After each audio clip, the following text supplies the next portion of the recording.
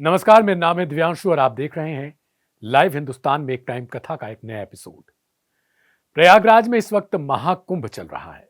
महाकुंभ में करोड़ों श्रद्धालु डुबकी लगाने के लिए पहुंच रहे हैं। आस्था की इस डुबकी में बीते कल एक ऐसी दर्दनाक घटना घटी जिसके बाद वहां के प्रशासनिक व्यवस्था को लेकर बड़ा सवाल खड़ा हो गया। हालांकि कहा जा रहा है कि इसमें कई ऐसे सच हैं जिन्हें आप काला सच भी कह सकते हैं।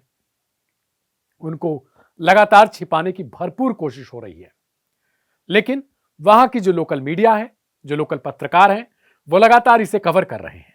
नेशनल मीडिया से तो ऐसी खबरें गायब हैं और उनसे उम्मीद करना कुछ भी सही नहीं। बीते कल हमने इस पर क्राइम कथा की रिपोर्ट तैयार की थी। उसमें बहुत सारे लोगों ने सवाल भी खड़े किए थे कि आप ऐसी ही चीजें क्यों लेकर आते हैं। उसका भी आगे जवाब देंगे, लेकिन उससे पहले कल प्रयागराज में जो कुछ हुआ उस पर, और फिर आज किस तरीके से प्रयागराज में महाकुंभ में एक ऐसी और घटना घटी जिसमें आग के कारण कई टेंट जलकर राख हो गए। बीते कल प्रयागराज में केवल एक भगदड़ नहीं, बल्कि दो भगदड़ की अब घटनाएं सामने आई हैं। एक भगदड़ ऐसा था जिसे आपके सामने लाया गया और दूसरा ऐसा था जिसे छिपा लिया गया।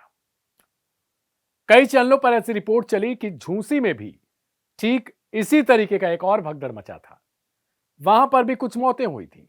मौतों की तादाद भी वहां पर अच्छी खासी बताई गई, लेकिन महज दावों की हम पुष्टि नहीं करते। मगर सच्चाई तो यह है कि अगर वहां पर भी भगदड़ हुई तो उसमें कितनी मौतें हुई, आखिर सरकार ने इसे छिपाया क्यों? क्या सरकार तक वो बातें पहुंच पा रही हैं असल में, या फिर केवल प्रशासनिक स्तर पर, यानी जो महाकुंभ मेला प्रशासन है उसने ही इन चीजों को दबा रखा है? सोशल मीडिया प्लेटफॉर्म्स पर जितने विजुअल वायरल हो रहे हैं या फोटोज आ रही हैं, उन्हें अगर आप गौर से देखेंगे तो आपको समझ में आएगा कि जितने चप्पल, जूते, कपड़े, बैग इत्यादि, या फिर साड़ी महिलाओं के, या फिर जितने भी कपड़े दिख रहे हैं आपको, वो कई ट्रक दिखाई दे रहे हैं। तो क्या ये महज 30 लोगों के थे? या फिर जो घायल हुए उनके भी मान ले अगर, तो क्या ये 100 सवा 100 लोगों के ही सिर्फ थे? या फिर जितनी संख्या में जो दावे किए जा रहे हैं, या फिर विपक्षी पार्टियां कह रही हैं कि तकरीबन 100 के ऊपर मौत हुई है, उन दावों में कितनी सच्चाई है? आखिर योगी सरकार पर जो सवाल खड़े हो रहे हैं, जो वहां की प्रशासनिक व्यवस्था पर सरकार सवाल खड़े हो रहे हैं, उनमें कितनी सच्चाई है? क्योंकि जिस हिसाब से लगातार खबरें आने लगी हैं, और खबरें अब ऐसी आ रही हैं कि जो 30 का आंकड़ा कल डीआईजी की तरफ से बताया गया था, वो आंकड़ा वास्तविक नहीं।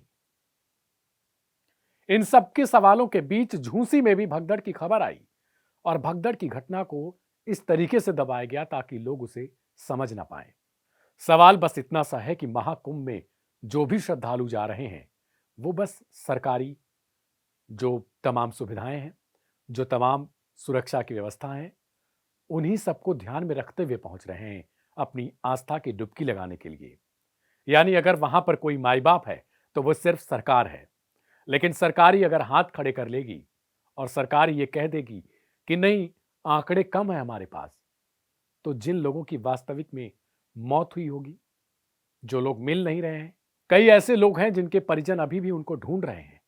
सोशल मीडिया पर कई ऐसी बातें वायरल हो रही हैं, कई ऐसे लेख वायरल हो रहे हैं जिनमें कहा जा रहा है कि बहुत सारे लोग जो दूर दराज से आए हुए हैं, बिहार से आए हुए हैं, कुछ यूपी के कुशीनगर इलाके से आए हैं, कुछ गोरखपुर से आए हैं, कुछ दूसरे तमाम हिस्सों से आए हैं, वो लोग वहां पर अपने घर वालों को ढूंढ रहे हैं, अपने परिजनों को ढूंढ रहे हैं कि आखिर वो कहाँ हैं। लेकिन कोई बताने वाला नहीं है कि आखिर उनके परिजन कहाँ हैं, क्योंकि सरकारी आंकड़े में केवल मौत 30 है। तो आखिर जो लोग नहीं मिल रहे हैं, क्या उनकी मौत हो चुकी है, या फिर वो कहीं खो गए हैं, या फिर उनको कोई उठा ले गया है? ये सब जवाब आखिर कौन देगा? अगर प्रशासन या पुलिस के पास ऐसी कोई व्यवस्था नहीं है, ऐसा कोई जवाब नहीं है, ऐसा कोई हथियार नहीं है जिसके दम पर वो बता सकें कि आखिर ये लोग कहां पर हैं, आखिर कितनी मौतें हुई। सवाल इस बात का है कि योगी सरकार जिन संख्या को लेकर लगातार ये दावे कर रही थी कि महाकुंभ में इतने करोड़ लोग रोज डुबकी लगा रहे हैं, या फिर मौनी अमावस्या के दिन, अमृत स्नान के दिन इतने करोड़ लोग आए, उनमें मौत के आंकड़े को बताने के लिए 17 घंटे का समय क्यों लग गया? और आखिर क्या यह जल्दबाजी में फैसला लिया गया कि मौत के आंकड़े, यानी मौत की संख्या को कम करके बताया जाए? वहां से मीडिया कवरेज भी बहुत कम दिख रही है। खबरें केवल वही आ रही हैं जो वहां की पॉजिटिव चीजों के बारे में दिखा सकती हैं। अब आखिर हम आपको बताते हैं कि उस दिन यानी 29 तारीख की रात में क्या कुछ हुआ था और फिर जो झूंसी को लेकर दावे हो रहे हैं उनमें कितनी सच्चाई है। दरअसल 29 जनवरी को रात के तकरीबन 1 से 2 बज रहे थे। उस वक्त 12 बजने के बाद यानी 29 तारीख लग चुका था। तो बाकी लोग जो थे यानी पर जो वहां पर श्रद्धालु पहुंचे हुए थे उनके लिए बड़ी असंयम की बात हो गई कि अब 29 तारीख हो गया, मौनी अमावस्या का दिन हो गया है, अमृत स्नान के लिए सबसे पहले वो पहुंचे। तो उनमें से बहुत सारे लोग ऐसे थे जो वहां पर बैरिकेडिंग की गई थी उसे डक करने लगे यानी उसे ढांकने लगे। बहुत सारे लोग ऐसे थे जो उत्पाती भी होते हैं। ये हर समाज हर समुदाय में पाए जाते हैं। ये उत्पात के बल पर ही सोचते हैं कि सबसे पहले ये पहुंच जाएं और जाकर वहां पर जो कुछ मिल रहा है उसे हड़प लें। यह हर जगह होता है जहां भीड़ बढ़ती जाती है, लेकिन सवाल वहां की प्रशासनिक व्यवस्था पर खड़े होते हैं कि जिनके भरोसे वहां पर लोग पहुंचे थे उनके साथ ऐसी अप्रिय घटना कैसे हो गई।